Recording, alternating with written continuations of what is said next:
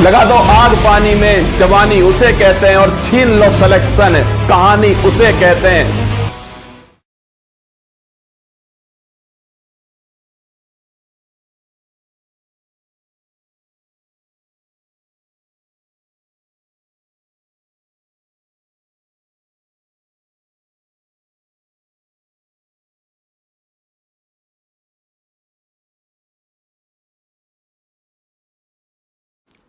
Hello नमस्कार, good evening मेरे शेर शेरनी उत्कर्ष परिवार में आप सभी का दिल खोलकर स्वागत है। अर्जुन सीरीज के तीसरे ब्रह्मास्त्र में आपका स्वागत है, तीसरे अस्त्र में आपका स्वागत है। आप एसएससी का कोई भी एग्जाम, रेलवे का एग्जाम, वनडे एग्जाम दीजिएगा, ये अर्जुन सीरीज आपके प्रैक्टिस के लिए महत्वपूर्ण होगी, ताबूत में अंतिम कील की तरह होने वाली है। जो क्वेश्चंस एसएससी सीजीएल के अंदर, सीपीओ के अंदर, जीडी के अंदर या अन्य एग्जाम में पूछता है, उन्हीं के आधार पर नए सवाल बना के मैं आपके सामने पेश कर रहा हूं। हर क्वेश्चन के 4 ऑप्शन होते हैं और हर ऑप्शन अपने आप में एक नया सवाल पैदा करने वाला है, जिसको हम लोग पोस्टमार्टम कहते हैं। बोलो बांके बिहारी लाल की जय। बिल्कुल मेरे साथ में जुड़ चुके हैं आपके नमिता, अशोक, रोहित, रजनीत, मोनू, अंशु, नरेंद्र, बिल्कुल अभी, राजेश, गिन्नी, अनूप, सभी का स्वागत है। और तुम तो मेरे मांझी तक तो तोड़ोगे नहीं, छोड़ने वाले तुम हो नहीं। अगले 1 घंटे अपने नोटबुक पेन हाथ में रखिएगा, जो आपको पॉइंट महत्वपूर्ण लगे उसको लिख लीजिएगा। खेल भी आपके सामने होगा, इतिहास भी होगा, और इसके अलावा ज्योग्राफी भी होगा, तो साथ में संगीत भी होगा, और इसके अलावा साथ में ही आपके लिए जो है इकोनॉमिक्स भी होगा और साइंस भी होने वाला है। ये सब कुछ निचोड़ आपके सामने होने वाला है। चलिए बिना देरी के शुरुआत करते हैं। जीके जीएस तीसरा अस्त्र आपके सामने। मंजिल मिले ना मिले ये तो मुकद्दर की बात है, पर हम प्रयास भी ना करें, हम कोशिश भी ना करें, ये तो गलत बात है। कोशिश करेंगे दोस्तों, या तो सफलता हाथ लगेगी या असफलता हाथ लगेगी, लेकिन ध्यान रखना असफलता जो है ना, वो केवल सफलता के जो छत है उस पर पहुंचने की सीढ़ियां जो होती हैं वो असफलता से होती हैं। बस आपको हर दम, हर क्षण, हर मिनट अपनी मंजिल की ओर कदम आगे बढ़ाना है। आप निश्चित एक ना एक दिन मंजिल पर पहुंचने वाले हो, ठीक है। चलिए शुरुआत करते हैं। क्वेश्चन नंबर फर्स्ट देखिए आपके सामने। जब दोस्तों न्यायालय को पता चलता है कि किसी व्यक्ति की गैर कानूनी गिरफ्तारी हुई है, तब कौन सी रिट जारी करनी चाहिए? सवाल दोस्तों आपसे पूछ रहा है। अगर दोस्तों किसी को दोस्तों अरेस्ट किया गया है और सो इलीगल अरेस्ट किया गया है, तो उस समय कोर्ट कौन सी रिट जारी करेगा? बंदी प्रत्यक्षीकरण, हैबियस कॉर्पस, अधिकार प्रक्षा, क्यों वारंटो, परमादेश, मैंडमस और निषेध या प्रतिषेध, प्रोहिबिशन। ये 4 रिट आपके सामने लिखी है, ठीक है। पहली बात दोस्तों, आपके रिट जारी करने का अधिकार किसके पास होता है? आपके वो होता है किसके पास में? वो आपके सुप्रीम कोर्ट और हाई कोर्ट जो है दोनों के पास में होता है, ठीक है। अगर पूछूं आपसे सुप्रीम कोर्ट के पास तो कौन सा आर्टिकल है, तो आर्टिकल नंबर 32 जो है वो सुप्रीम कोर्ट के पास है, रिट जारी करने का अधिकार। अगर सो किसी व्यक्ति के मौलिक अधिकार का उल्लंघन होता है तो सुप्रीम कोर्ट आर्टिकल 32 के द्वारा रेमेडीज ऑफ कॉन्स्टिट्यूशन राइट के तौर पे आपके उसके जो मौलिक अधिकार हैं उनको वापस दिलाने की गारंटी प्रदान करता है। और इसके लिए दोस्तों सुप्रीम कोर्ट 5 तरह की रिट जारी करता है, ये आपको ध्यान रखना है, ठीक है। आर्टिकल 32 दोस्तों क्या बोलता है? आर्टिकल 32 बोलता है अगर आपके केवल मौलिक अधिकार का उल्लंघन होता है तो आप सुप्रीम कोर्ट जाइए, सुप्रीम कोर्ट उसके एवज में आपके 5 रिट जारी करेगा। और जो 5 रिट कौन कौन सी होने वाली है? एक होगी हैबियस कॉर्पस दोस्तों, एक होगी अधिकार प्रक्षा, एक परमादेश, एक प्रतिषेध दोस्तों, और एक नंबर 5 कौन सी होगी? उत्प्रेषण होगी। ये 5 रिट होने वाली है, इनको आपको ध्यान रखना है, ठीक है। वहीं दोस्तों अगर आपके हाई कोर्ट की बात करूं आपसे, इसके पास आर्टिकल कौन सा है? इसके पास आर्टिकल है तो 26 आर्टिकल दोस्तों, और इसमें लिखा हुआ है कि अगर आपके मौलिक अधिकार और लीगल राइट, महत्वपूर्ण सवाल है, सुप्रीम कोर्ट अगर आपके मौलिक अधिकार का उल्लंघन हुआ है तो सुप्रीम कोर्ट जो है रिट जारी करता है, ठीक है। अगर दोस्तों आपके मौलिक अधिकार के साथ में अगर आपका अगर लीगल राइट्स का उल्लंघन हुआ हो तो सुप्रीम कोर्ट रिट जारी नहीं करेगा, केवल हाई कोर्ट दोस्तों इस कंडीशन में आपके रिट जारी करता है। तो मौलिक अधिकार प्लस कानूनी अधिकार, लीगल राइट्स जो है, इन दोनों के लिए रिट जारी करने की पावर किसके पास में? वो हाई कोर्ट के पास में, ठीक है। अब दोस्तों 5 रिट आपके सामने होती है। पहली रिट का नाम आपके हैबियस कॉर्पस, सो बंदी प्रत्यक्षीकरण से अर्थ है अगर दोस्तों किसी को गिरफ्तार किया है और सो इलीगल गिरफ्तार किया है तो उस बंदी को कोर्ट के सामने प्रत्यक्ष रूप से उपस्थित कीजिए, ये इसका नाम है। ठीक है, तो इसका अर्थ क्या है, बंदी को जो हिरासत में लिया गया है, बंदी को न्यायालय के सामने न्यायालय के सामने 24 घंटों के अंदर, क्या 24 घंटे में सशरीर जो है प्रत्यक्ष रूप से उपस्थित करवाना पड़ेगा। ये दोस्तों इस आपके रिट में होता है। तो अगर दोस्तों किसी को इलीगली अरेस्ट किया है तो उसको हैबीज कॉर्पस रिट जारी करेगा हाई कोर्ट उसके लिए, सुप्रीम कोर्ट उसके लिए, और 24 आवर्स 24 दोस्तों घंटे के अंदर जो है उसको प्रत्यक्ष करना पड़ेगा, उसको कोर्ट के सामने पेश करना पड़ेगा। ठीक है, सेकंड दोस्तों रिट है अधिकार प्रसार। अगर दोस्तों कोई अधिकारी जो है आपके वो अपने अधिकार क्षेत्र से बाहर काम करता है तो उसके लिए दोस्तों क्यों वारंट आपके जारी होता है, अधिकार क्षेत्र से बाहर, अधिकार क्षेत्र से बाहर काम करेगा, अगर अधिकार क्षेत्र जो है उसका उल्लंघन कर देगा तो उसके लिए ये वाली जो है क्यों वारंट रिट जारी होता है। ठीक है, थर्ड दोस्तों परमादेश पूछे, अगर दोस्तों कोई अधिकारी काम ही नहीं करता है तो उसको परम आदेश देने के लिए कि हम आदेश देते हैं ये वाला काम आप कीजिए। ठीक है, तो हम आदेश देते हैं, क्या है, हम आदेश देते हैं, ये इसका अर्थ होता है, ये आपको ध्यान रखना है। ठीक है, बाकी दोस्तों दो रिट कौन कौन सी आपके, एक उत्प्रेषण और एक प्रतिषेध, आपके प्रोहिबिशन बोलते हैं इसको। ये सो दोनों रिट आपके अपर कोर्ट हमेशा लोअर कोर्ट के खिलाफ जो है जारी करता है। ठीक है, दोनों रिट किसके लिए, अपर कोर्ट जो है वो हमेशा जो लोअर कोर्ट होगा इसके खिलाफ जारी करेगा। और अभी दोस्तों हाल ही में ये सवाल आप चेक करना, अभी दोस्तों हाल ही में सवाल यूपीएससी ने अपना जो एग्जाम हुआ है सिविल सर्विस एग्जाम 2024 16 जून को जो हुआ है उसमें प्रतिषेध वाला सवाल पूछा गया था, उसमें पीटी के अंदर ये सवाल पूछा गया है। तो 5 रिट है, ये रिट कहां पर लिखी हुई है, हाई कोर्ट सुप्रीम कोर्ट की रिट में दोस्तों क्या अंतर है, ये सारी बातें सवाल में। ऑप्शन नंबर 1 करेक्ट आंसर होगा हमारा हैबीज कॉर्पस, बंदी प्रत्यक्षीकरण जो है, बंदी को कोर्ट के सामने 24 घंटे के अंदर सशरीर पेश कीजिए, ये इसका मतलब हो गया। क्वेश्चन नंबर 2 देखिए, भारत सरकार द्वारा तापमान, वर्षा, पवन आदि से संबंधित डेटा एकत्र करने और मौसम का पूर्वानुमान लगाने के लिए जिम्मेदार भारतीय मौसम विभाग की स्थापना कब दोस्तों होती है। इसमें सवाल पूछा है कि आपके जो हमारा आईएमओ है, जो इंडियन दोस्तों मेट्रोलॉजिकल डिपार्टमेंट है, आईएमडी जो है उसकी स्थापना कब हुई है। सवाल दोस्तों जबरदस्ती बड़ा किया गया है ना,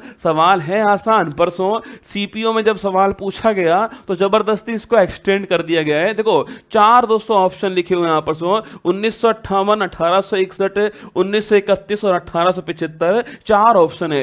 ये चारों दोस्तों ऑप्शन किसी ना किसी महत्वपूर्ण संस्था की स्थापना है। सवाल दोस्तों सीपीओ का, ये ऑप्शन कुमार गौरव के। ठीक है, 4 ऑप्शन आपके सामने।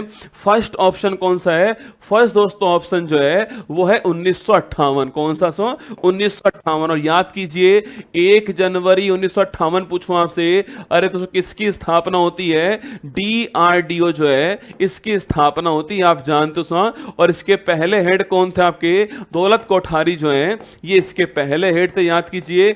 दिल्ली दोस्तों यहां पर दिल्ली के अंदर लिखना, इसका मुख्यालय हो गया है। और वर्तमान हेड कौन है, समीर कामत इसके वर्तमान हेड है, ये भी आप जानते हो। ठीक है, और वलस्यम मूलम विज्ञानम दोस्तों, आरएस की पीटी परीक्षा चेक कर लीजिएगा, उसमें वलस्यम मूलम विज्ञानम किसका ध्येयवाक्य है, डीआरडीओ का है। यह सवाल पूछा गया है कि आपके शक्ति ही विज्ञान का, आपके वलस्यम मूलम विज्ञानम, विज्ञान ही शक्ति का स्रोत होता है, ये वहां पर है। ठीक है, तो 1 जनवरी 1958 डीआरडीओ की स्थापना।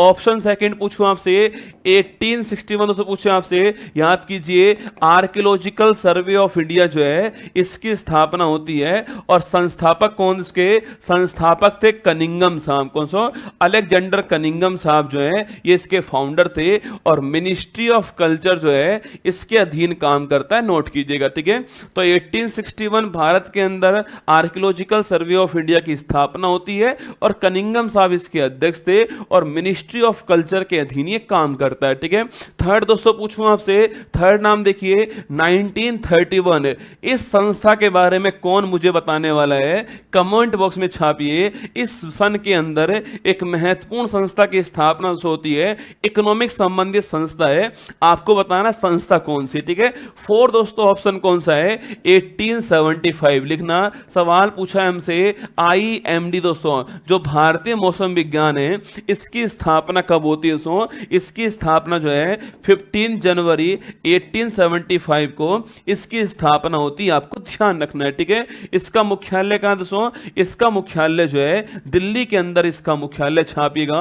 और कभी सवाल पूछे ना आपसे कि आईएमडी वर्तमान में दोस्तों कौन से मंत्रालय के अधीन है, तो मिनिस्ट्री ऑफ अर्थ साइंस लिख लीजिए। मिनिस्ट्री ऑफ अर्थ साइंस जो है, मिनिस्ट्री ऑफ अर्थ साइंस इसके अधीन काम करता है, यह भी आपको ध्यान रखना है, ठीक है। तो मिनिस्ट्री ऑफ अर्थ साइंस जो है, पृथ्वी विज्ञान मंत्रालय जो है, इसके अधीन आईएमडी काम करता है, नोट कीजिए। तो हमारा आंसर ऑप्शन नंबर डी दोस्तों हो गया है। 1931 पूछूं आपसे, अरे रसगुल्ला लिख लो दोस्तों। 1931 को पीसी महालनोबिस साहब ने एक संस्था की स्थापना करी जिसका नाम था आईएसआई, लिखिए। 1931 पूछूं आपसे, पीसी महालनोबिस, कौन सो? पीसी महालनोबिस साहब जो हैं, इन्होंने एक संस्था की स्थापना की है और संस्था का नाम क्या है? संस्था का नाम है आईएसआई, ठीक है। आईएसआई मतलब सको इंडियन स्टैटिस्टिक्स इंस्टीट्यूट बोलते हैं इसको। भारतीय सांख्यिकी लिखना, भारतीय सांख्यिकी संस्थान जो है, ये इसकी फुल फॉर्म है। और अगर आपसे ये पूछ ले भाई साहब सो, इसकी स्थापना करने वाले पीसी महालनोबिस साहब हैं और इसका मुख्यालय कहां सो? इसका मुख्यालय पश्चिम बंगाल की राजधानी कोलकाता के अंदर है, नोट कीजिए। तो चार संस्थाएं, सवाल एक है ना। 1958 DRDO, 1861 archaeological survey of India, 1931 ISI Indian institute, आपके इंडियन स्टैटिस्टिक्स इंस्टीट्यूट है ना, और 1875 आपके इंडियन मेट्रोलॉजिकल डिपार्टमेंट आईएमडी की स्थापना। तो इसका आंसर ऑप्शन नंबर डी हो गया है, 1875 इसका नंबर हो गया, ठीक है। क्वेश्चन नंबर 3 देखिए, भारतीय संविधान में मूल कर्तव्यों को किसकी समिति की सिफारिश पर शामिल किया है? On whose recommendation were the fundamental rights duties includes in the आपके इंडियन कॉन्स्टिट्यूशन, सवाल पूछा है। चार समिति हैं, चारों की चारों ही महत्वपूर्ण समिति हैं। सो फर्स्ट समिति का नाम है विवेक देवरॉय कमेटी। अगर पूछूं आपसे सो, इस समिति की सिफारिश पर भारत में क्या इंक्लूड होता है? जीएसटी जो है भारत के अंदर इंक्लूड होता है। और 101वां संविधान संशोधन हुआ था, यह भी आपको याद होगा, जो कि दोस्तों आपके 1 जुलाई 2017 जो है इससे लागू हुआ, आपको नोट करना है, ठीक है। One country one tax one system जो है, ये दोस्तों इसका अर्थ है, ठीक है। अगर पूछूं आपसे, यह दोस्तों कर कैसा है आपके? यह कर एक अप्रत्यक्ष कर है, इनडायरेक्ट टैक्स है, आपको ध्यान रखना है, ठीक है। और दोस्तों यह आपके समवर्ती सूची जो है, इस पे लगने वाला टैक्स है। कॉन्करेंट लिस्ट जो है उसके ऊपर लगने वाला टैक्स है, ये भी आपको ध्यान रखना है, ठीक है। अगर पूछूं आपसे, तो भारत के संविधान में दोस्तों अमेंडमेंट हुआ है, तो कौन से 2 आर्टिकल इंक्लूड होते हैं आपके? एक तो आर्टिकल नंबर 246 दोस्तों ए होता है, और एक आर्टिकल नंबर 279 ए होता है। कभी कभी बच्चे कंफ्यूज रहते हैं इसके अंदर। देखो आर्टिकल 246 दोस्तों ए जो है, जीएसटी का इंक्लूड यहां पर होता है, ठीक है। और जीएसटी निर्धारित करने वाली जो संस्था है, जिसको जीएसटी काउंसिल कहते हैं, उसका इंक्लूड 279 ए के अंदर, ठीक है। तो जीएसटी काउंसिल का उल्लेख कहां पर है? इसका उल्लेख 279 ए के अंदर है। और जीएसटी का उल्लेख कहां पर है? जीएसटी का उल्लेख आर्टिकल नंबर 246 ए के अंदर है। ये दोनों बातें आपको ध्यान रखनी है, ठीक है। बाकी दोस्तों दर कौन सी है? 0%, 5%, 12%, 18%, 28% दर होती हैं, ये भी आपको ध्यान रखना है, ठीक है। अब देखिए सेकंड कमेटी कौन सी? आपके सेकंड कमेटी है शिव रमन कमेटी। दोस्तों इनका नाम सुना होगा आपने, अरे याद कीजिए दोस्तों। संस्था कौन सी है? संस्था का नाम लिखिए नाबार्ड। कौन सा है? नाबार्ड संस्था है, national bank for agriculture and rural development इसकी फुल फॉर्म है, आपको ध्यान रखना है, ठीक है। तो 12 जुलाई 1982 को इसकी स्थापना होती है, यह भी आपको छापना है, ठीक है। तो 12 जुलाई दोस्तों 1982 को नाबार्ड संस्था की एक गांव के विकास के लिए, डेवलपमेंट के लिए और वहां कृषि के विकास के लिए सर्वोच्च संस्था कौन सी है? वो नाबार्ड होती है ना। 12 जुलाई 1982 को इसकी स्थापना होती है, ये आपको नोट करना है, ठीक है। और कमेटी कौन सी? कमेटी आपके शिव रमन कमेटी है। थर्ड दोस्तों ऑप्शन आपके बलवंत राय मेहता कमेटी। पूछूं आपसे, देखो इसका दोस्तों निर्माण कब हुआ था? इसका गठन कब होता है? 57 में गठन दोस्तों होता है। और सो इसकी रिकमेंडेशन थी कि भारत के अंदर त्रिस्तरीय पंचायत राज व्यवस्था जो है वो लागू की जाए, ठीक है। सो इसी की दोस्तों रिकमेंडेशन भारत में आपके त्रिस्तरीय, गांव के स्तर पर, ब्लॉक के स्तर पर और जिला के स्तर पे, ठीक है। ग्राम पंचायत, पंचायत समिति और जिला परिषद जो है ये तीन आपके दोस्तों तीन स्तर पर आपके होना चाहिए लोकल गवर्नेंस, ठीक है। तो त्रिस्तरीय पंचायत जो है इसकी शुरुआत करने वाले कौन थे? बलवंत राय मेहता कमेटी थी आपके, और इसी की सिफारिश पर 2 अक्टूबर 1959 को राजस्थान के नागौर जिले से क्या होता है, इसकी शुरुआत होती है। ये आपको नोट करना है। पर कभी सवाल दोस्तों पूछ लें आपसे कि त्रिस्तरीय पंचायती राज के लिए चुनाव जो है, चुनाव पहली बार कहां हुए, बताओ मुझे। अगर सवाल पूछूं आपसे, इलेक्शन जो है पहली बार किस स्टेट में हुए, आपको छापना है। राजस्थान के नागौर से शुरुआत होती है, पंडित जवाहरलाल नेहरू शुरुआत करते हैं। इलेक्शन पहली बार कहां हुए आपको बताना है, ठीक है। फोर्थ दोस्तों ऑप्शन कौन सा है? फोर्थ है सरदार स्वर्ण सिंह कमेटी। अगर आपसे पूछूं दोस्तों आपसे, क्या दोस्तों मौलिक अधिकार, सवाल पूछे क्या दोस्तों मौलिक अधिकार हमारे मूल संविधान में थे? नहीं थे दोस्तों, ना। इनको हमने सरदार स्वर्ण सिंह कमेटी जो है इसकी रिकमेंडेशन के आधार पे जो है वो तो जोड़ा है हमने, और इसके लिए हमने 42वां संविधान संशोधन 76 के अंदर किया था, और हमने भाग 4A और आर्टिकल 251A जो है वो हमने जोड़ा, ठीक है। जब दोस्तों हमने अमेंडमेंट किया पहली बार, तो उस समय दोस्तों हमने जो है उस समय हमने 10 मौलिक कर्तव्य जोड़े थे, और हमने दोस्तों कहां से लिए थे? आपके यूएसएसआर, जिसको वर्तमान में रूस कहते हो आप लोग, यहां से हमने इसको कैच किया, ठीक है। अगर सवाल पूछूं दोस्तों आपसे कि वर्तमान में कितने हैं, तो वर्तमान में भारत के अंदर 11 क्या है? मौलिक कर्तव्य हैं। और 11वां कहां से आता है? 11वां जो है 86वां संविधान संशोधन 2002 जोड़ा गया आपके। और संबंधित पूछूं आपसे, संबंधित एजुकेशन जो है इससे संबंधित है, आपको ध्यान रखना है, ठीक है। तो ये सारी बातें मौलिक कर्तव्य के बारे में आपको पता होनी चाहिए। कमेटी कौन सी है, अमेंडमेंट कौन सा है, वर्तमान में कितने आ चुके हैं, नवीनतम कहां से आया है, ये सारी बातें आपको छापनी है, ठीक है।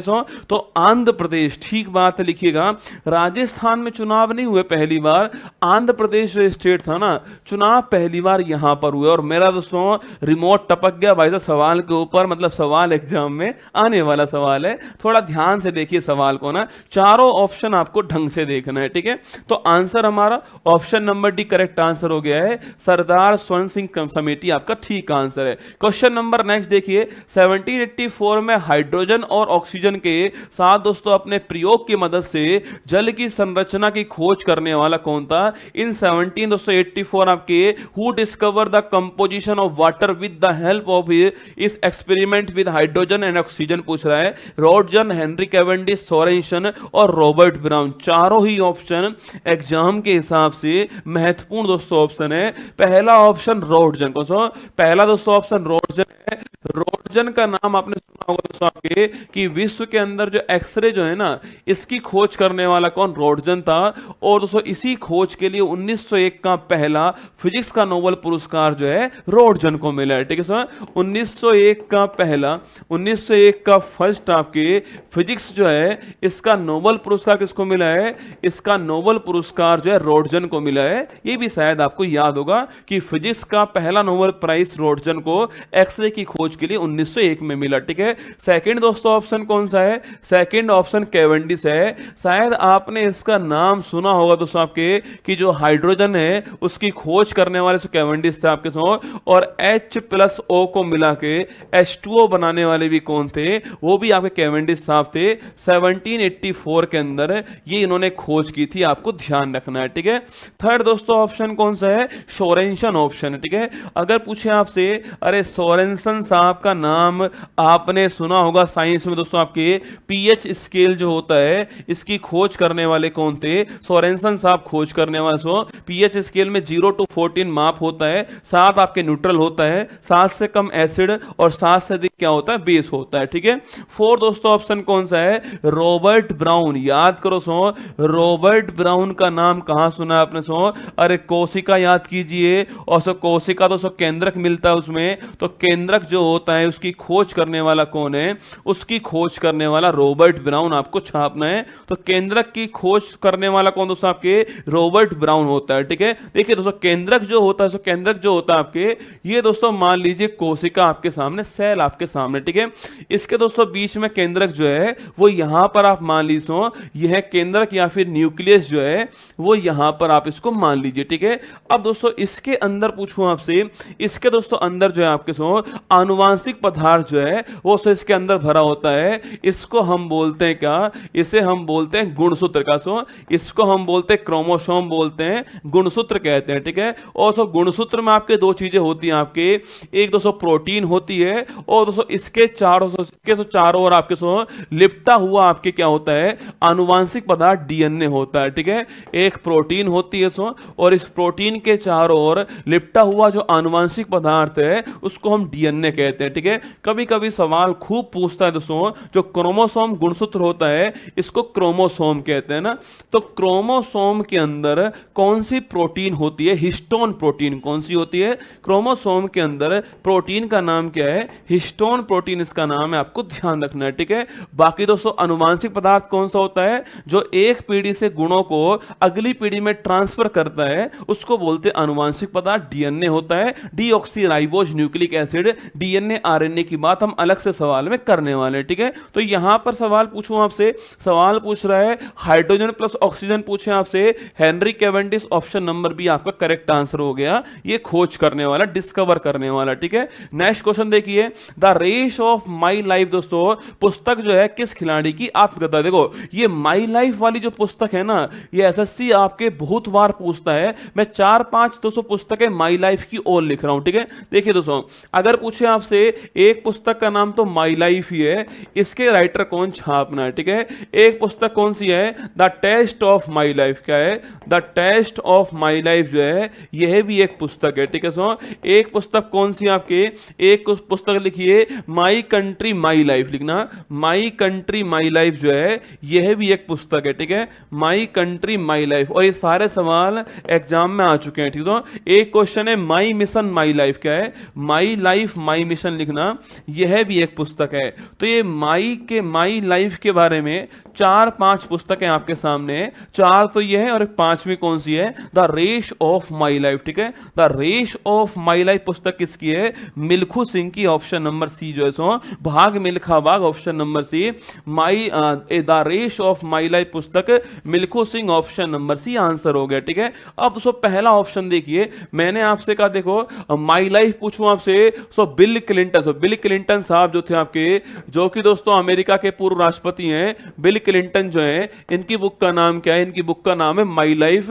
और ये सवाल भी दोस्तों सीपीओ के अंदर आ चुका है। ठीक है, the test of my life पूछूं आपसे, the test of my life किसकी है, युवराज सिंह, किसकी है, युवराज सिंह की पुस्तक का नाम क्या है, the test of my life. ठीक है, माई कंट्री माई लाइफ पूछूं आपसे, लाल कृष्ण अडवाणी, कौन सो, एलके अडवाणी साहब जो हैं, जो कि भारत के आपके उप प्रधानमंत्री रह चुके हैं, अभी हाल ही में हाईएस्ट अवार्ड मिला इनको, माई कंट्री माई लाइफ। और माई लाइफ माई मिशन पूछूं आपसे, बाबा रामदेव, कौन सा, बाबा रामदेव जो है, इनकी पुस्तक का नाम क्या है, माई लाइफ माई मिशन, आपको ध्यान रखना है। ठीक है, अब 4 ऑप्शन यहां पर भी लिखे हुए हैं। देखिए मैरी कॉम पूछूं आपसे, इनकी पुस्तक का नाम क्या है, तो मैरी कॉम की बुक का नाम क्या है, अनब्रेकेबल, कौन सा, अनब्रेकेबल, लिखना अनब्रेकेबल जो है वो इनकी पुस्तक का नाम है, नोट कीजिए अनब्रेकेबल। ठीक है, अनब्रेकेबल पुस्तक किसकी है, वो मैरी कॉम की है, जिसको कोई नहीं तोड़ पाया वो मैरी कॉम है। ठीक है, आर अश्विन पूछूं आपसे, अभी हाल ही में इनकी जो बुक है आपके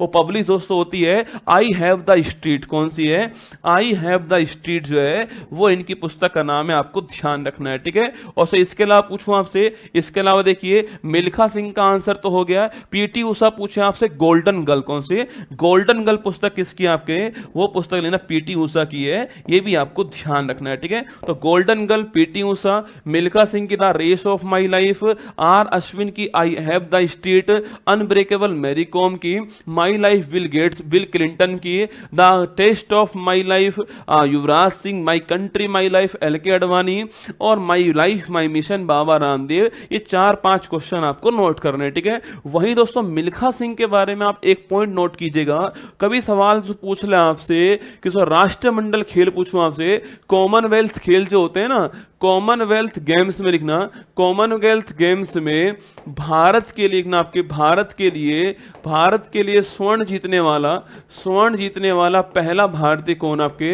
स्वर्ण जीतने वाले सो पहले भारतीय कौन, आपके पहले भारतीय धावक कौन लिखना, तो वो है कौन, आपके मिल्खा सिंह। कौन सो, मिल्खा सिंह है। और इन्होंने 1958 का जो आपके कॉमनवेल्थ गेम्स हुआ था वहां इन्होंने आपके गोल्ड जीता है। आपको बताना है कि कॉमनवेल्थ गेम्स कौन से स्थान पे हुआ है, ठीक है।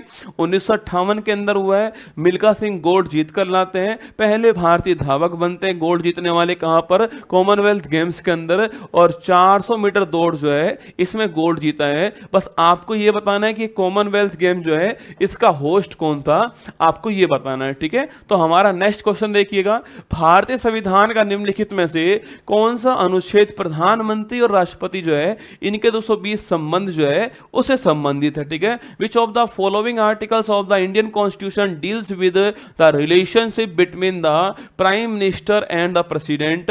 Article number 44, article number 79, article number 75, article number 85। चारों ही आर्टिकल एग्जाम के लिए महत्वपूर्ण दोस्तों आर्टिकल। देखो आर्टिकल नंबर 44 पूछूं आपसे, ये तो आप जानते होंगे, यूनिफॉर्म सिविल कोड जो है इसकी बात कहां पर होती है, आर्टिकल नंबर 44 में होती है ना। इसको बोलते हैं समान नागरिक संहिता कहते हैं, यूनिफॉर्म सिविल कोड कहते हैं इसको, ठीक है।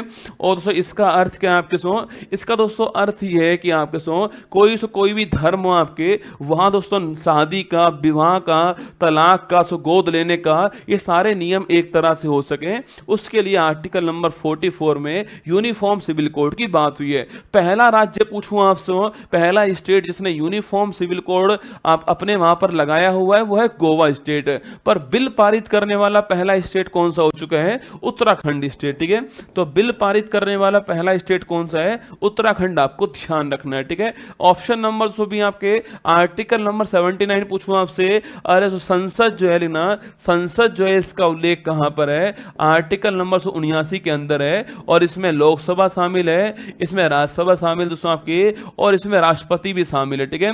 संसद के हाउस तो दो हैं, लोकसभा और राज्यसभा, पर संसद के अंग कितने हैं, 3 है, लोकसभा, राज्यसभा और राष्ट्रपति, ठीक है। आर्टिकल दोस्तों पूछूं आपसे 75 दोस्तों, देखो 74 एक में लिखा हुआ है कि राष्ट्रपति जो है वो जो मंत्री परिषद होगा उसकी सलाह पर काम करेगा सो, और उस मिनिस्ट्री का हेड कौन होगा, प्रधानमंत्री होगा, ठीक है। आर्टिकल 75 से बोलता है, 75 फर्स्ट बोलता है सो कि राष्ट्रपति जो प्रधानमंत्री है उसकी नियुक्ति करेगा, यह आर्टिकल नंबर 75 एक में लिखा हुआ है। सो आर्टिकल 75 एक में सो प्रधानमंत्री जो है इसका अपॉइंटमेंट कौन करेगा, इसका अपॉइंटमेंट जो है वो राष्ट्रपति करेगा, ये बात लिखी है। एक बड़ा महत्वपूर्ण सवाल, प्रधानमंत्री का दोस्तों इलेक्शन नहीं होता है, प्रधानमंत्री का आपके अपॉइंटमेंट होता है, नोट करना।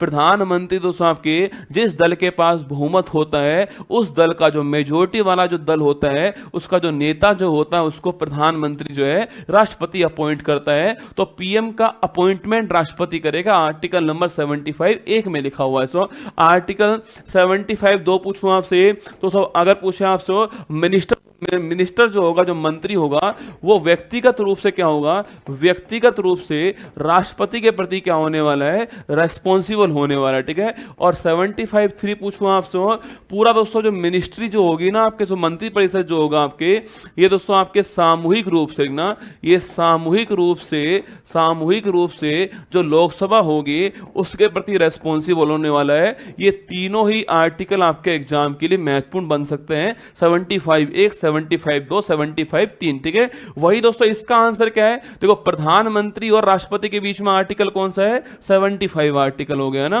क्वेश्चन ऑप्शन नंबर डी है, अनुच्छेद 85 पूछूं आपसे, देखो तो कोई सत्र शुरू होता है उसको बोलते हैं सत्र आहूत होना, ठीक है। सत्र आहूत समनिंग होना बोलते हैं इंग्लिश में ना, सत्र आहूत होना, सत्र समाप्त हो, सत्रावसान होना, ये सारे काम कौन करेगा, सारे काम जो है सेंटर के अंदर राष्ट्रपति और स्टेट में गवर्नर करता है। सेंटर दोस्तों राष्ट्रपति आर्टिकल कौन सा है? आर्टिकल नंबर 85 ना। राष्ट्रपति जो है वो सत्र शुरू करेगा, सत्र आहूत करेगा, सत्र अवसान करने वाला है। ये सारे काम कौन का? ये सारे काम जो है राष्ट्रपति करने वाला है आर्टिकल नंबर 85 से। तो हमारा आंसर ऑप्शन नंबर सी जो है अनुच्छेद 75 हमारा ठीक आंसर है, ध्यान रखिएगा। ठीक है, आगे देखिए दोस्तों, निम्नलिखित में से कौन सा सांस्कृतिक उत्सव तमिलनाडु के पर्यटन विभाग द्वारा दोस्तों आयोजित होता है? Which of the following cultural festival is organized by the tourism department of Tamil Nadu? Tansen festival, Ganesh महोत्सव,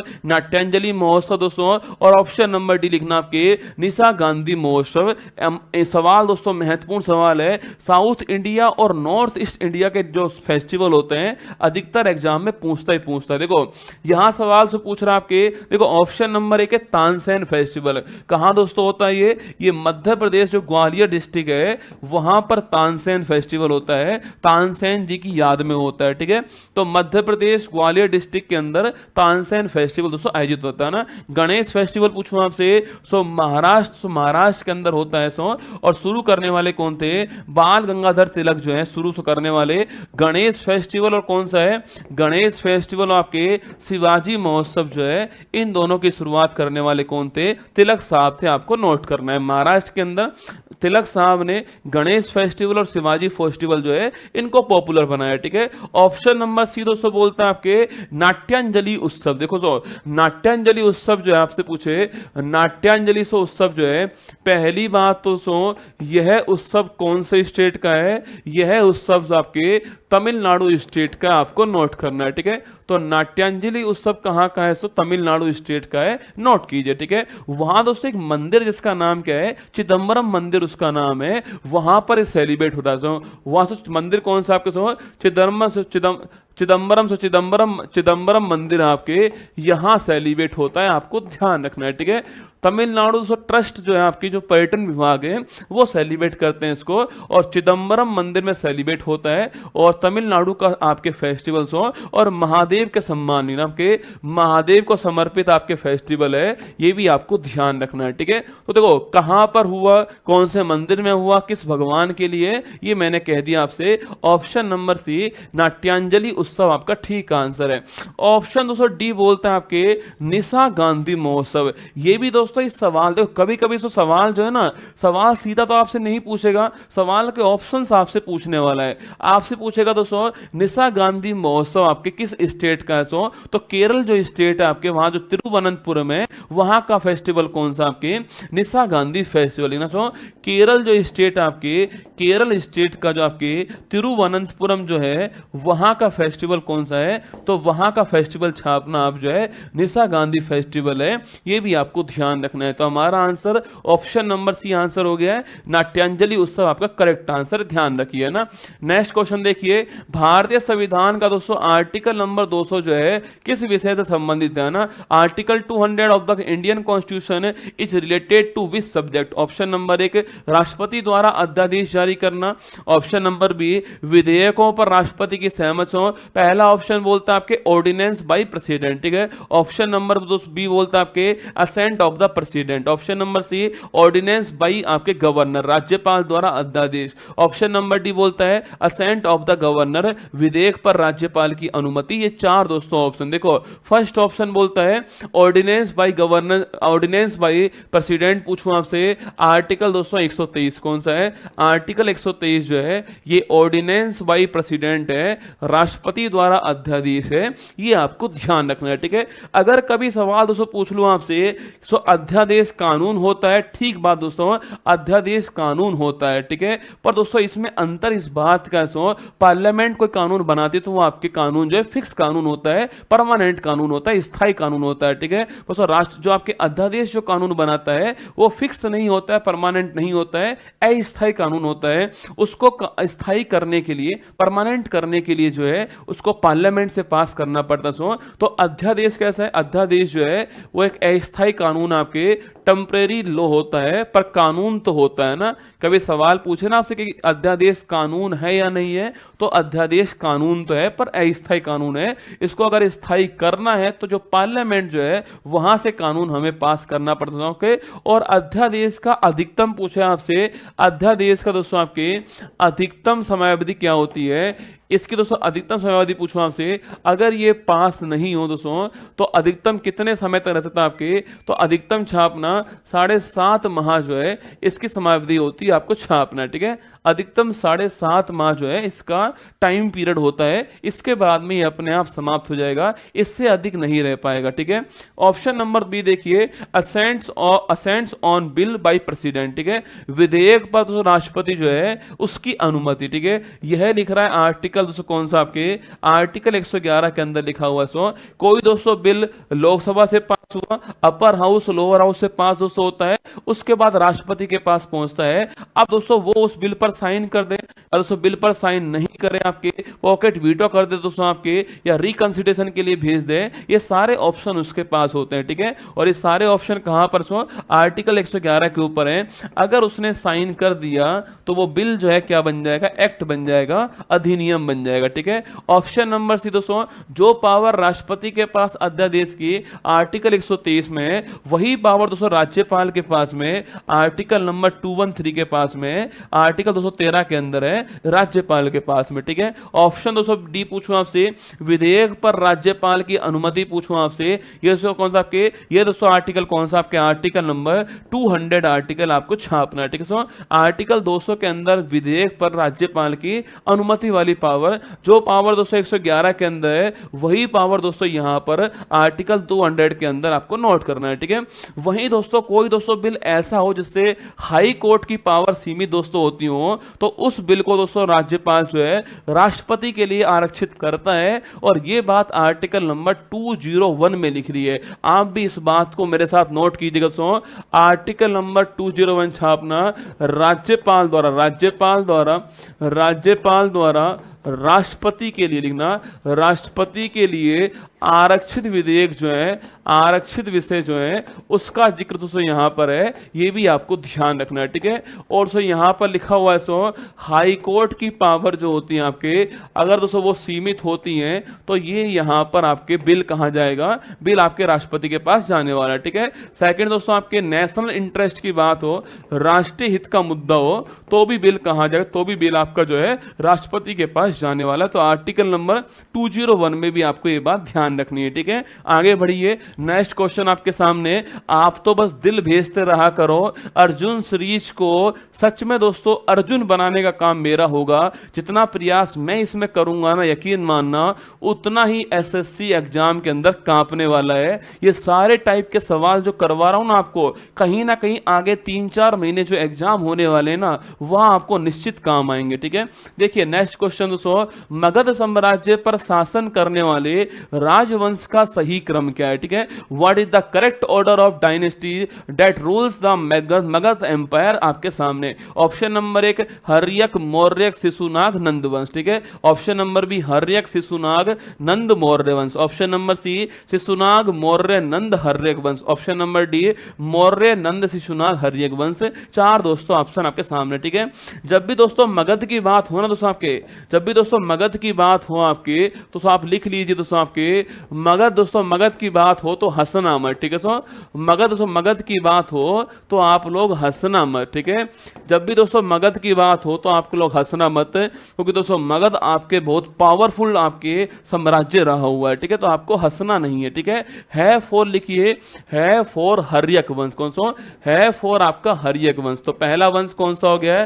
पहला वंश आपका हर्यक वंश हो गया, ठीक है। शय फॉर लिखना शिशुनाग वंश। कौन सा है? शिशुनाग वंश आपका नंबर 2 हो गया, ठीक है। और आपके ना फोर कौन सा आपके सो? नाग फोर आपके नागवंश हो गया। कौन सा है? नाग फोर नंद वंश हो गया, ठीक है। थर्ड वंश कौन सा? थर्ड वंश आपका नंद वंश हो गया, ठीक है। सो और फोर्थ नंबर छापना, फोर्थ फोर आपके मैं फोर कौन सा हो गया है? मैं फोर मौर्य वंश हो गया, ठीक है। तो मैं फॉर मौर्य वंश। तो हर्यक वंश, शिशुनाग वंश, नंद वंश, मौर्य वंश, ये चार दोस्तों वंश आपके सामने ये क्रम से लिख रहे हैं। देखो महत्वपूर्ण मुद्दा क्रम का है। तो हर्यक वंश, शिशुनाग वंश, नंद वंश और मौर्य वंश, चारों वंश मगध के ऊपर राज कर चुके हैं बारी बारी से। ठीक है, अगर सवाल पूछूं आपसे मगध साम्राज्य के संस्थापक कौन थे, तो दोस्तों हर्यक वंश के संस्थापक होंगे, वही इसके संस्थापक होने वाले हैं। इनका नाम था बिंबिसार। कौन सा? बिंबिसार जो है वो हर्यक वंश जो है इसके संस्थापक थे, आपको नोट करना है। ठीक है, इनको दोस्तों एक नाम और एग्जाम वाला पूछता है, इन्हें श्रोणिक कहते हैं। क्या बोलते हैं? इन्हें श्रोणिक कहते हैं। ये भी सवाल एग्जाम में पूछा गया सवाल है, श्रोणिक किसे कहते हैं? बिंबिसार को बोलते हैं। तो मगध का संस्थापक कौन? बिंबिसार। हर्यक वंश संस्थापक कौन? बिंबिसार। दोनों एक ही बात है। ठीक है, सेकंड से पूछो, शिशुनाग वंश पूछे आपसे, संस्थापक तो कौन आपके? यही संस्थापक थे, इसके नाम लिख रहा है। ठीक है, सो नंद वंश पूछे आपसे, कौन आपके? महापदम नंद। कौन आपके? महापदम नंद जो आपके, महापदम नंद जो है ये संस्थापक आपको ध्यान रखना है। ठीक है, और मौर्य वंश तो आप जानते हो, चंद्रगुप्त मौर्य जो है संस्थापक, इसके ध्यान रखना है। ठीक है, पहला सवाल पूछूं आपसे मगध। दोस्तों मगध पूछे आपसे, देखो तो मगध दोस्तों आपके इसकी राजधानी की बात करते हैं कि मगध साम्राज्य की पहली राजधानी कौन सी आपके? तो मगध साम्राज्य की सबसे प्राचीन राजधानी कौन सी है? सबसे प्राचीन राजधानी जो है वो कौन सा आपके? वो कौन सी थी आपके? वो थी राजगीर। सो राजगीर कोई हम लोग गिरिब्रज कहते हैं ना, राजगीर। सो आपके राजगीर छापना आपकी, या फिर इसको गिरिब्रज भी कहते हैं। ये सबसे प्राचीनतम राजधानी आपको नोट करनी है। ठीक है, ऑल्सो फिर उसके बाद एक फेमस राजधानी कौन सी है? पाटलिपुत्र, जिसको क्या बोलते हैं? इसी को हम लोग पटना कहते हैं, आप जानते हो। ठीक है, तो पाटलिपुत्र भी ठीक आंसर है, ये भी राजधानी रही है आपके, पर पहली राजधानी पूछूं आपसे राजगीर, गिरिब्रज रही है, आपको नोट करना है। ठीक है, बाकी दोस्तों हमारे यहां पर आपके कुल कितने? आपके कुल 16 महाजनपद थे। कभी इसका भी सवाल कराऊंगा आपको, 16 महाजनपद, उनकी राजधानी और कौन की लोकेशन कहां पर है, आपको पढ़ाएंगे। ठीक है, यूपी में कौन कौन से हैं, राज्य इंडिया में कौन कौन से हैं, साउथ इंडिया में कौन कौन से हैं, ये सारी बात करेंगे। ठीक है, आंसर लिखिए दोस्तों, आंसर कौन सा है? हर्यक, शिशुनाग, नंद, मौर्य वंश।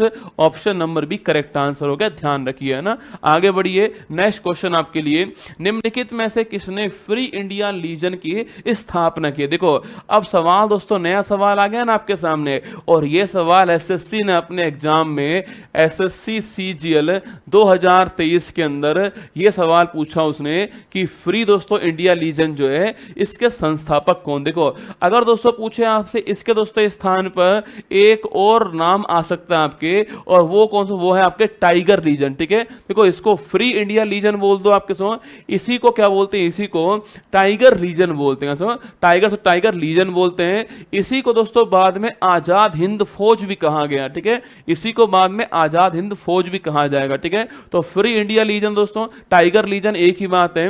पहली बात तो इसके संस्थापक कौन? तो इसके फाउंडर दोस्तों कौन आपके? इसके फाउंडर थे सुभाष चंद्र बोस। कौन है? सुभाष चंद्र बोस साहब जो सो ये फाउंडर थे इसके छापना सो, और जर्मन सहायता से, जर्मन हेल्प से जो है इसकी स्थापना की, आपको नोट करना है। ठीक है, जर्मन हेल्प से इसकी स्थापना की है टाइगर लीजन, या फिर द फ्री इंडियन लीजन की स्थापना सुभाष चंद्र बोस करने वाले सो, और वर्ल्ड वार सेकंड के टाइम पर स्थापना की दोस्तों आपके, जो भी आपके भारतीय कैदी जो थे आपके, उनको मिलाकर के इसकी स्थापना होती है। ठीक है, इसमें दोस्तों भारतीय जो कैदी थे आपके वो इसमें शामिल थे, और जर्मन आपके जो सहायता है उससे होती है, और वर्ल्ड वार सेकंड जो है इसमें इसकी स्थापना हुई। ठीक है, तो इसका तो आंसर क्या हो गया? इसका तो आंसर ऑप्शन नंबर भी सुभाष चंद्र बोस हो गया।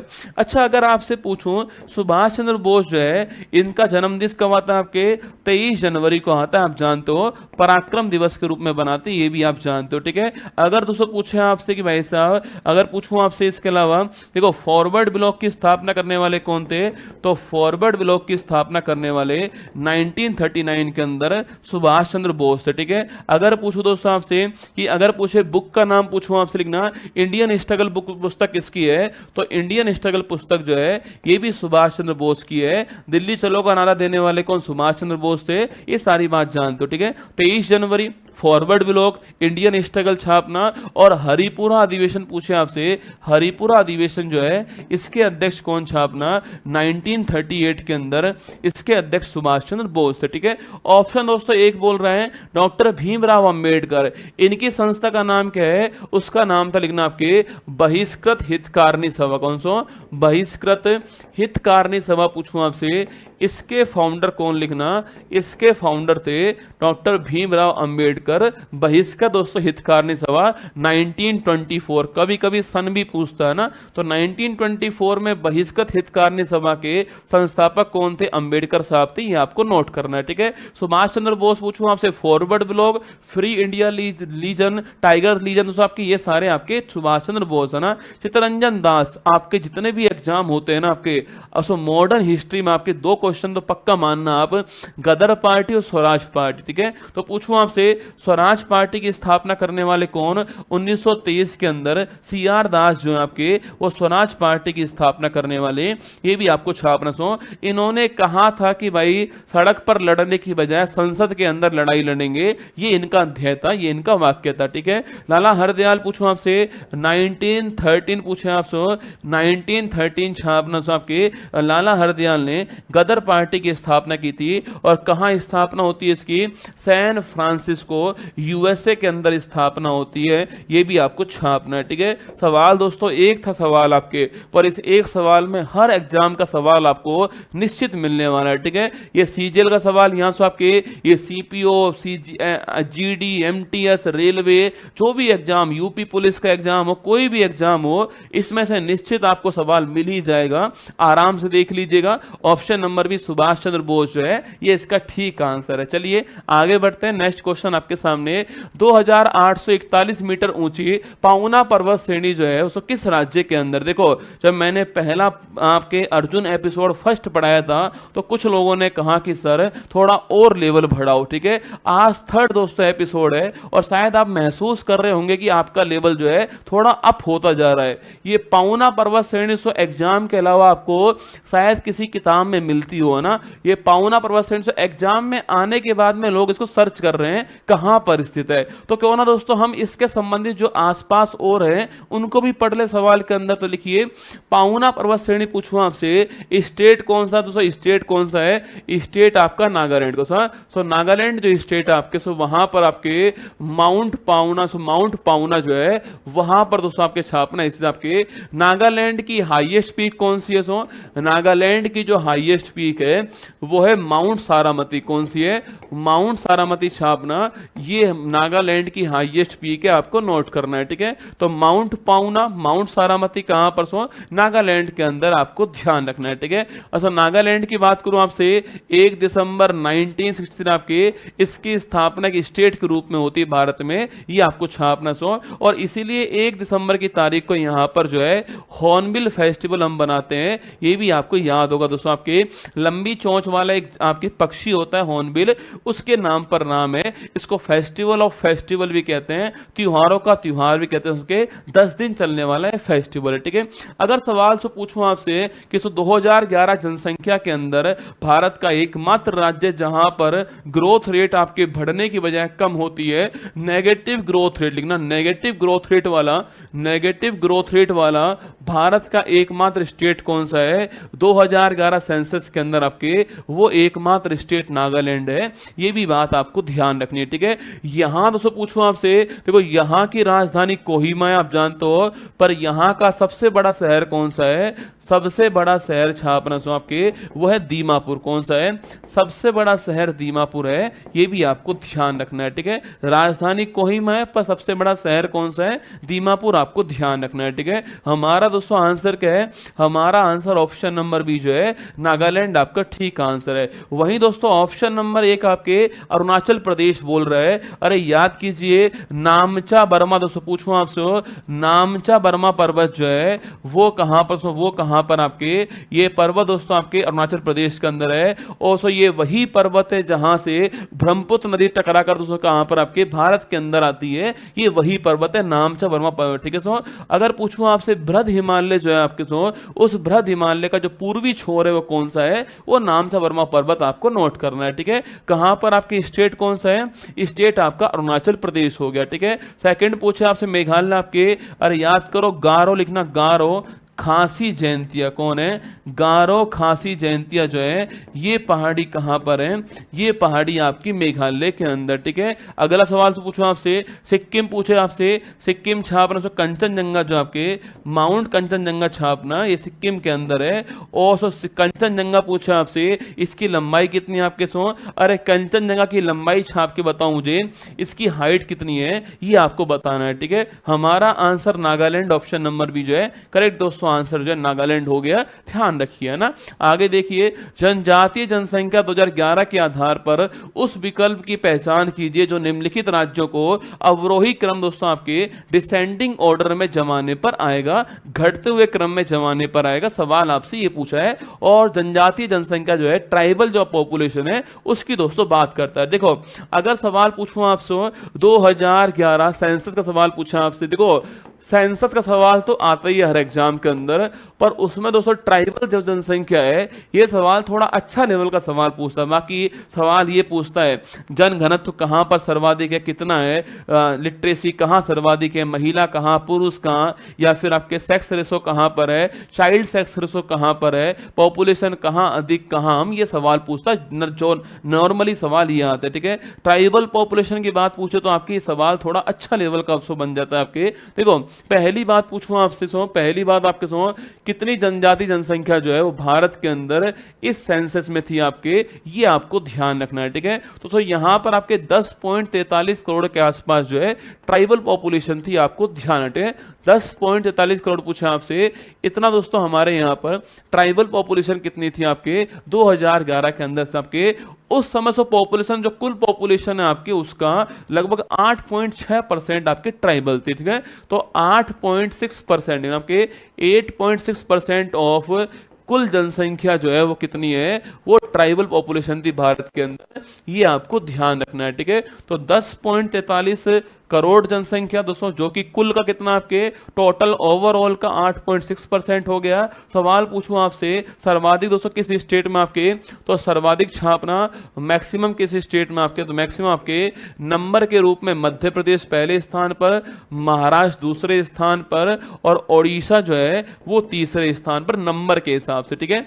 तो मध्य प्रदेश, महाराष्ट्र और उड़ीसा आपके 1 2 3 स्थान आपके सामने नंबर के हिसाब से बात कर रहा हूं, ठीक है।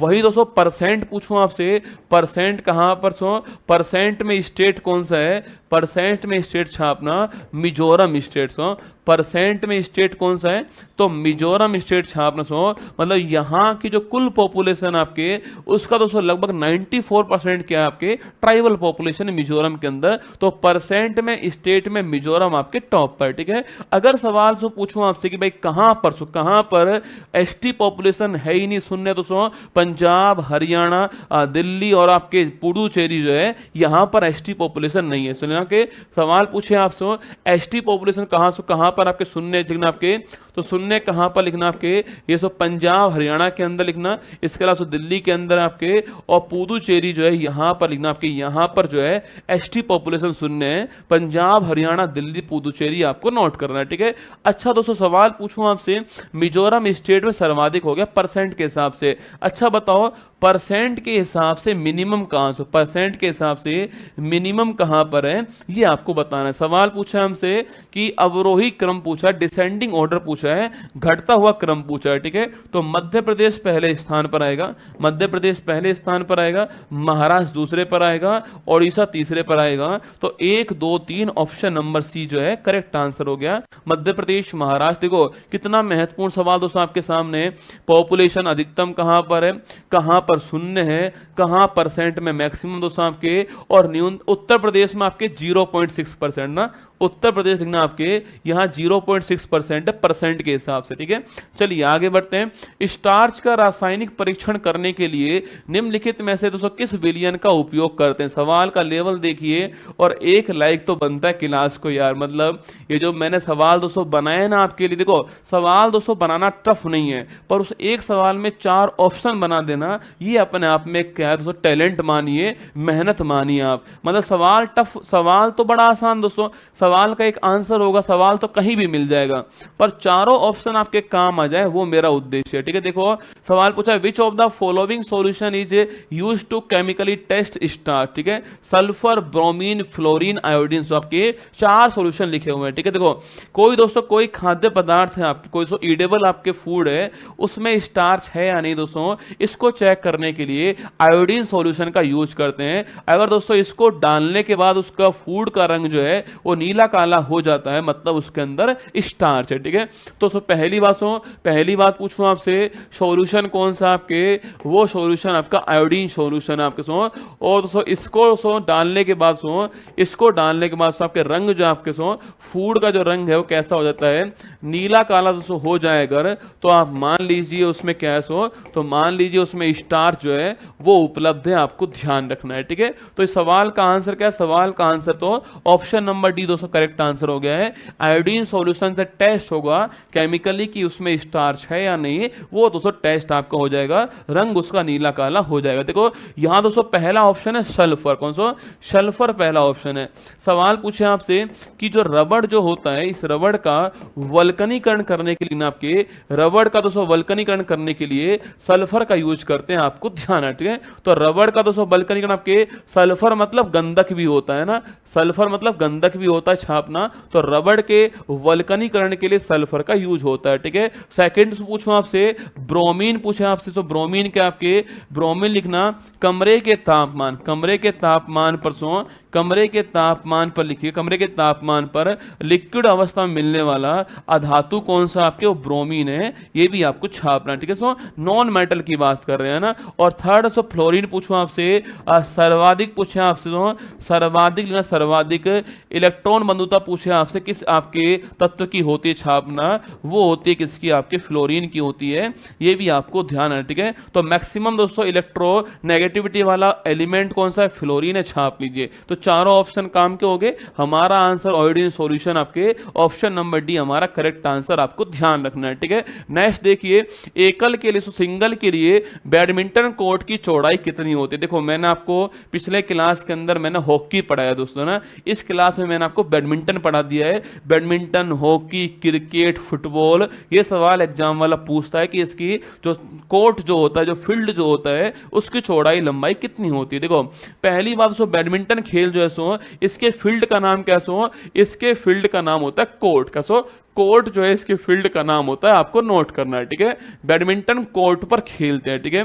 पहली बात दोस्तों सिंगल के लिए पूछा आपसे, सिंगल के लिए पूछो आप, सिंगल के लिए जो है इसकी लंबाई चौड़ाई दोस्तों इसका अनुपात कितना होता है। सिंगल के लिए लंबाई पूछा आपसे, देखो सिंगल हो डबल हो आपके लंबाई तो सेम ही होती है ना। सिंगल डबल लंबाई सेम होगी आपके 44 फुट जो है, आपके 44 फुट जो है ये इसकी लंबाई होने वाली, ठीक है। सिंगल हो डबल हो दोस्तों, लंबाई 44 फुट इसकी होगी। इसको मीटर में लिखना, तो लेना आपके मीटर में, इसको 13.4 मीटर के आसपास आपके मीटर में निकाल लेना आप ना, 13.4 मीटर के आसपास आने वाला है, मीटर के अंदर आप चेक कर लेना, ठीक है। लंबाई 44 फुट दोस्तों ना। अगर पूछूं आपसे इसकी चौड़ाई सिंगल के लिए चौड़ाई कम होती तो आपके डबल के लिए चौड़ाई अधिक होगी। अरे 2 खिलाड़ी खेलेंगे तो चौड़ाई अधिक कर देंगे, एक खेलेगा चौड़ाई कम कर देंगे। तो वो कितनी होती है, वो आपके 5.18 मीटर छापना चौड़ाई होती है। इसी को हम क्या बोलते हैं, इसी को दोस्तों हम 17 फुट बोलते हैं ना, 17 फुट भी कहते हैं, आपको ध्यान रखना है, ठीक है। 17 फुट 5.18 मीटर आपके इसकी चौड़ाई आपको ध्यान रखनी है, ठीक है। यहां दोस्तों यहां पर यहां दोस्तों आपकी जो क्या होता है, आपके नेट होता है यहां पर, और ये सिंगल खेलने के लिए कोर्ट आपके सामने रेडी हो चुका है, ठीक है। तो 5.18 मीटर छापना ये इसकी चौड़ाई है, ऑप्शन नंबर 1 ठीक आंसर है। सिंगल के लिए चौड़ाई 5.18 मीटर मीटर होगी, ये आपको 17 फुट होने वाली, ठीक है। अच्छा दोस्तों, फुटबॉल की बैडमिंटन की बात करूं आपसे, भारत के कुछ दोस्तों फेमस आपके प्लेयर कौन सा, आपके प्रकाश पादुकोण दोस्तों, दीपिका पादुकोण के पप्पा कौन है, आपके प्रकाश पादुकोण छावना, प्रकाश पादुकोण जो है ये तो फेमस आपके प्लेयर भारत के, ठीक है। इसके तो अलावा आपके पुलेला गोपीचंद, जितने भी आपके वर्तमान खिलाड़ी आप देखते हो ना, उनके वर्तमान कोच कौन है, वर्तमान कोच आपके गोपीचंद साहब, आपके साइना नेहवाल कौन सा, साइना नेहवाल छापना, ये भी महत्वपूर्ण खिलाड़ी है। पीवी सिंधु कौन सा, पीवी सिंधु लिखना आपकी, ये भी महत्वपूर्ण खिलाड़ी है आपके। इसके अलावा पूछूं आपसे किदाम्बी श्रीकांत कौन, किदाम्बी श्रीकांत छापना, ये भी सो महत्वपूर्ण खिलाड़ी है। इसके अलावा लिखिए आपके सात्विक और चिराग की जोड़ी कौन सा है, सात्विक साईराज चिराग शेट्टी, ये भी आपको ध्यान रखना है, ठीक है। तो प्रकाश पादुकोण, पुलेला गोपीचंद, साइना नेहवाल, पीवी सिंधु, किदाम्बी श्रीकांत, सात्विक साईराज और चिराग शेट्टी आपको नोट करना है, ठीक है। वहीं दोस्तों पूछे आपसे कि भाई साहब इसके दोस्तों कुछ आपके महत्वपूर्ण खेल कौन कौन से आपके सो, तो महत्वपूर्ण खेल छापना आपके कप के नाम क्या है। उबेर कप दोस्तों किसके लिए होता है, ये महिलाओं के लिए ना, फीमेल के लिए होता है उबेर कप, ठीक है। एक होता है आपके थॉमस कप, किसके लिए होता है, ये मेल के लिए होता है ना, थॉमस कप दोस्तों मेल के लिए होता है, ठीक है। तो उबेर कप फीमेल के लिए, थॉमस कप दोस्तों आपके ये आपके मेल के लिए होता है ना। नारंग कप लिखना आपके, नारंग कप दोस्तों आपके, और एक अमृत दीवान कप जो है ये बैडमिंटन के फेमस कप है, आपको नोट करना है, ठीक है। तो Narang cup, Amrit Diwan cup, Thomas cup, Uber cup. Option number 1 5.18 metre जो है चौड़ाई। आपको खिलाड़ी कौन कौन से, फेमस ट्रॉफी कौन कौन सी है, लंबाई चौड़ाई कितनी, ये सारे क्वेश्चन आपके सामने सेट हो गए, ठीक है। लास्ट क्वेश्चन देखिए, टीएन कृष्णन, रागिनी शंकर, नंदिनी शंकर, एमएन गोपाल कृष्णन दोस्तों किस संगीत वाद्य यंत्र से जुड़े हुए हैं, ठीक है। तो TN Krishnan, Ragini Shankar, Nandini Shankar, Gopal Krishnan are associated with which musical instrument, shehnai, tabla, veena और वायलिन। 4 दोस्तों ऑप्शन आपके सामने, ठीक है। देखो शहनाई पूछूं आपसे, ऐसा शहनाई दोस्तों जब आपका सिलेक्शन हो जाएगा ना तो शहनाई बजेगी, और ध्यान रखना दोस्तों आपके अभी तो शहनाइयां बजी हैं, ढोल बजने अभी बाकी हैं, अभी तो मुट्ठी पर जमीन तोली है, अभी अर्जुन सीरीज में पूरा आसमान बाकी है, ठीक है। लिखिए बिस्मिल्ला खान, कौन आपके, बिस्मिल्ला खान, आप जानते हो इनका नाम, बिस्मिल्ला खान, भारत का हाईएस्ट अवार्ड इनको प्राप्त होता है बिस्मिल्ला खान 2001 के अंदर, ये आपको ध्यान रखना है, ठीक है। सेकंड पूछूं आपसे तो तबला पूछे आपसे, तबला में आपके जाकिर हुसैन, पंडित किशन महाराज, लतीफ आपके लिखना, आपके जाकिर हुसैन लिखना, जाकिर हुसैन, और एक नाम लिखिए कौन आपके, पंडित किशन महाराज, दोनों ही बड़ा महत्वपूर्ण नाम है, जाकिर हुसैन और पंडित किशन महाराज आपके। लतीफ खान भी महत्वपूर्ण नाम लिखना, आपके लतीफ जी भी महत्वपूर्ण नाम है, ये भी आपको ध्यान रखना है, ठीक है। वीणा वादक पूछे आपसे, वीणा वादक छापना सो, वीणा वादक में 2 नाम तो आपको ध्यान रखने हैं, ठीक है। एस बालचंद्रन और आपके विश्व मोहन भट्ट लिखना, एस बालचंद्रन आपके,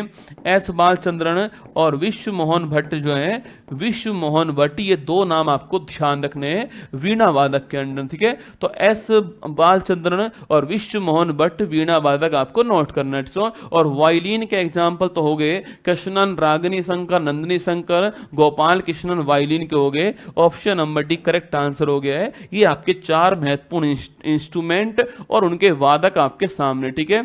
बाकी दोस्तों ये बुक आपको कहां पर मिलने वाली है, ये पीडीएफ आपको उत्कर्ष ऐप पर फ्री मिलने वाली है, ये आपके सीजीएल सीपीओ वाली पीडीएफ है। संडे को इस पर टेस्ट होने वाला है, ठीक है। सुन लीजिए, संडे को जो है टेस्ट होगा, यहां पर अलग टेस्ट होने वाला है और यहां पर दोस्तों अलग टेस्ट होने वाला है, ठीक है। दोनों का लेवल अलग अलग होने वाला है, यहां पर टेस्ट का लेवल थोड़ा हाई होगा, इसकी तुलना में यहां पर टेस्ट का लेवल जो है थोड़ा अलग प्रकार का होने वाला है। ये 2 लेवल का टेस्ट होने वाला संडे को, और संडे को दोस्तों सुबह 8 बजे से आपके मॉर्निंग 8 AM से और इवनिंग 8 PM तक आपका टेस्ट होने वाला है, ये सूचना आपके लिए, ठीक है। तो मॉर्निंग 8 AM से इवनिंग 8 PM टेस्ट होने वाला संडे को।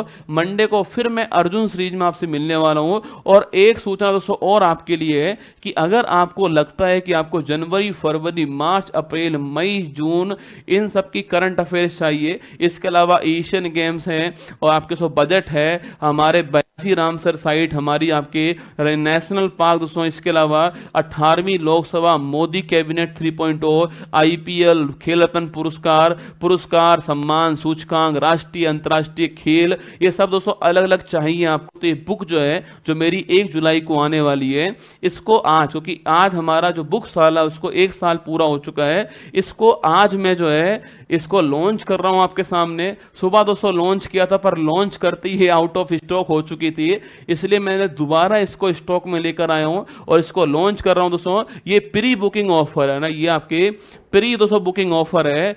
जब 1 तारीख को ये बुक मार्केट में आ जाएगी ना, 1 जुलाई को, तो उसके बाद में इसकी जो कीमत होने वाली है 100 रुपये कीमत इसकी होने वाली है, और 20-25 रुपये जो चार्ज इसका आएगा वो चार्ज आपके घर पहुंचाने का होने वाला। ठीक है, तो ऑनलाइन ये बुक 120 से 25 के बीच मिलेगी आपको 1 जुलाई की तारीख से। उससे पहले दोस्तों ये बुक जो है आपके सामने मात्र 99 रुपये की उपलब्ध होने वाली है, आपके घर पहुंचने वाली है इस इतने रुपए के अंदर। इसकी शिपिंग चार्ज फ्री रहने वाला है। ऊपर दोस्तों आपको लिंक मिल रहा होगा, इस लिंक पर क्लिक करो और अपनी जो बुक जितनी आपको एक बुक मंगानी हो मंगा लीजिएगा। हिंदी मीडियम में बुक अभी उपलब्ध है। ये इसका प्री बुकिंग ऑफर है। 1 जुलाई के बाद आप मार्केट से लीजिएगा 100 रुपए की, और अगर आप ऑनलाइन मंगाओगे तो आपको 120 रुपए की पड़ने वाली है, 120-25 की पड़ेगी शिपिंग चार्ज के साथ में। अभी मैं ये बुक आपको जो है 99 की देने वाला हूं। मतलब 1 जुलाई को जो बुक आएगी, जिसको आप मार्केट में लेने जाओगे, हो सकता है 1 बार 2 बार आपको ना भी मिले मार्केट में,